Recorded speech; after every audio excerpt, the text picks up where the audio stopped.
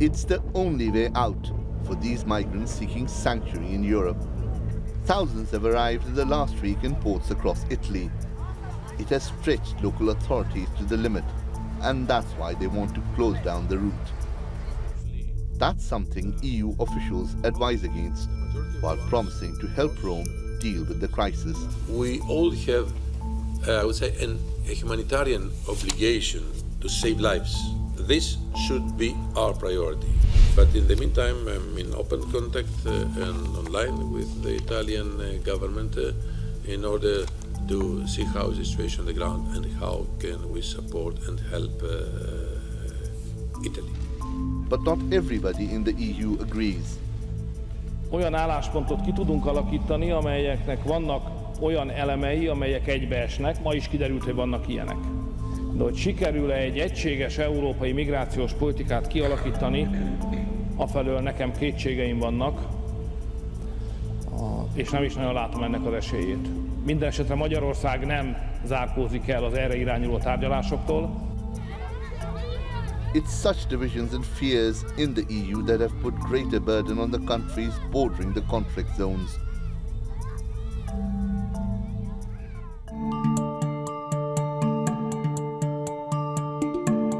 Since the refugee crisis began with the Syrian conflict, Turkey has taken in 3 million refugees. It's also signed a deal in 2016 to accept back refugees and shut down routes through neighboring Greece. And that's why many Middle Eastern refugees now use the route through North Africa. They join migrants fleeing war and famine in the African continent to cross the Mediterranean by boat. Last week we met a Syrian family of 6 with 4 small children, and they fled Syria because of the war there, and they just said the situation was completely unbearable. They couldn't leave their home, their kids couldn't go to school. They had to go to Lebanon, then to Egypt, and finally ended up in Libya, where they went from town to town in search of safety, but they couldn't find any, and the conditions just continued to deteriorate. Eventually, they said they had no choice but to just get on a boat and try and come to safety. None of them could swim, but they basically said that if we die, at least we're going to die together. When we rescued them, they were so happy and relieved, and just said that all they could hope for now was to go to Europe, to have a better life, and for their kids to go back to school and start learning again. Not everybody is as lucky. Hundreds of people have drowned or died in the face of the incredible hardships they face. And if Italian officials have their way, those that survive may find themselves out at sea, the gate to their promised sanctuary barred. Shoaib Hassan, the Newsmakers. Well, joining me now from Geneva is Joel Millman. He's the spokesperson for the International Organization for Migration. And from Rome, Maurizio Caprara. He's the foreign affairs commentator at the Italian newspaper Corriere della Sera. Thanks, both of you, for joining us. Maurizio, let me begin with you. The Prime Minister, Matteo Renzi, says citizens are exasperated and the refugee situation is unsustainable. Is he right? I don't think that the situation is currently unsustainable. Unsustainable is that the other countries of the European Union are not sharing in the measured way the proportion of the burden that Italy has in this moment.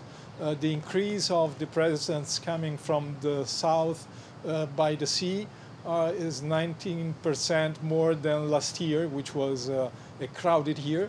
And so it would be necessary to do something more, because with the good season, with the summer, more ships, or we can not call ships, but bad boats, weak boats, leave from Libya and other parts of northern Africa trying to arrive in Italy.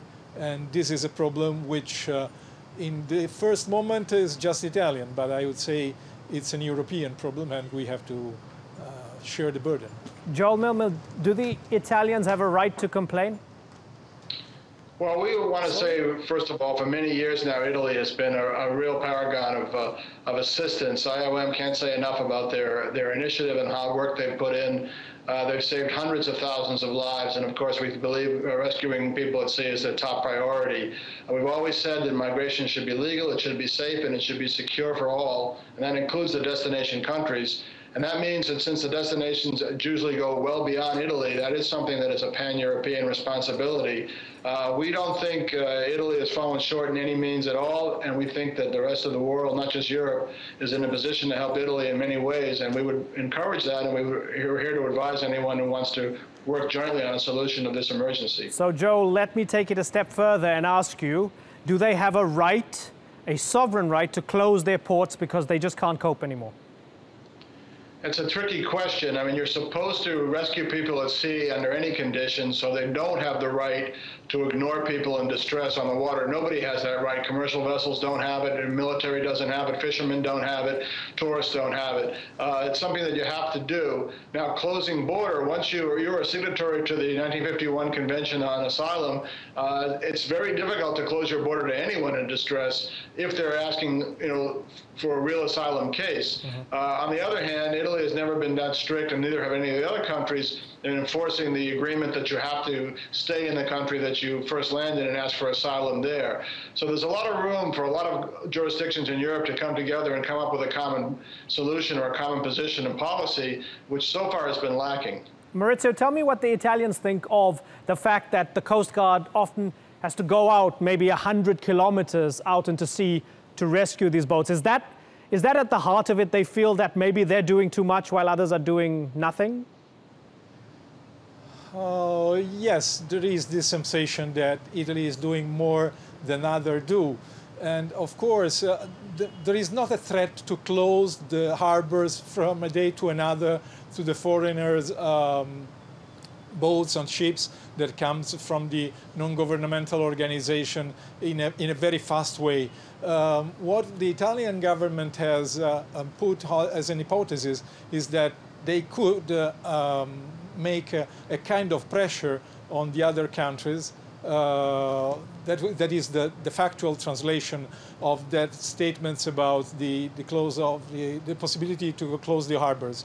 And this is a way to say we could do something that requires you pay more attention about what we are doing. Italy, of course, according to the laws about the sea, is one of the places where there are the safest harbors. But also foreign boats and foreign ships are there to support the assistance for the refugees and the migrants. And so the appeal is to, the request is to bring these people also in the harbors of France or Spain or other places. In this case, the proposal, the Italian proposal, is to build a joint commander of this operation. Right. And if the commander remains Italian, it's difficult to say to a ship, get away, go on another part. Although it's possible, for example, to ask more benchmarks or more informations before you allow the boat to come into the harbors. Right. But the idea is to organize a joint commander that gives the possibility to send some of these people in other countries. In 2016, there were in Italy and Greece 160,000 of refugees that have to be, according to an agreement reached in Brussels, that have to be distributed in the European Union. Until the end of this April, just the 11% of these 160,000 people were sent in other countries out from Italy and Greece. Right. Now I think they are more, maybe the percentage is higher, but the process is slow. And what Italy is asking is don't let us only, because otherwise the pressure Understood. is too high for us. Okay, Maurizio, let me bring in Joel. Joel, let's go to the kind of root of the problem, if you like, Libya. So we know that now that the Balkan route is sort of stemmed with the Turkey-EU deal, in many ways, the Mediterranean route spiked and people leaving Libya trying to get to places like Italy, right? Now, tell me what the IOM is doing, Joel, in terms of dealing with the Libyan side of things, right? Who do you deal with?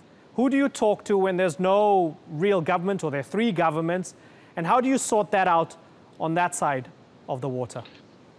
Thanks for asking that question. It's very important. We have been laboring now for 48 months to establish and with some success ties to entities in Libya that we can regard as authorities, if not of the whole government, and certainly of ministries and of agencies that are dealing with this migration emergency.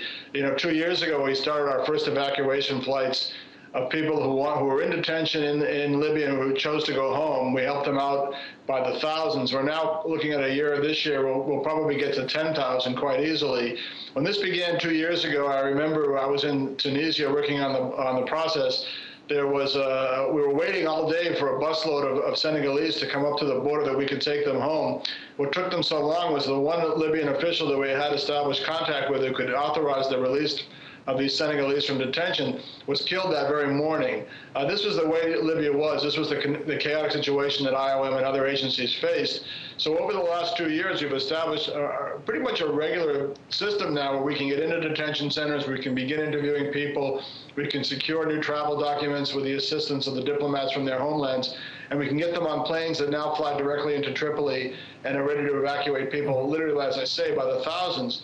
So when you say, what are we doing, or what is the world doing, we are getting into Libya, we're learning more about Libya, we're making contacts that are consistent and enduring, and we're working with the beneficiaries themselves, the actual migrants, men, women, and children, who express their clear desire to get out of the situation, not to go to Europe, not to risk their life on the Mediterranean, and get them back to their families, which we're doing actually from the moment they get on a plane to when they're arrive is really just a matter of a couple of hours. So we're very pleased with that progress. We know it's been slow. We know the world's waiting, and they're anxious for bigger news or more of a solution. But this certainly is a start, and we're glad to be part of it.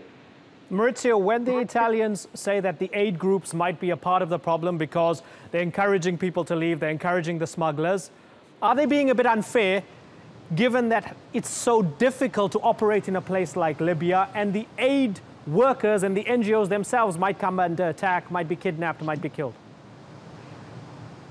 Yes, okay. We should avoid any kind of trial to all the NGOs who are involved in this operation, because there is a generous activity, and I cannot tell you what exactly all the Italians think, because we would need a poll. But for example, the Italian church says that is not correct to attack all the NGOs.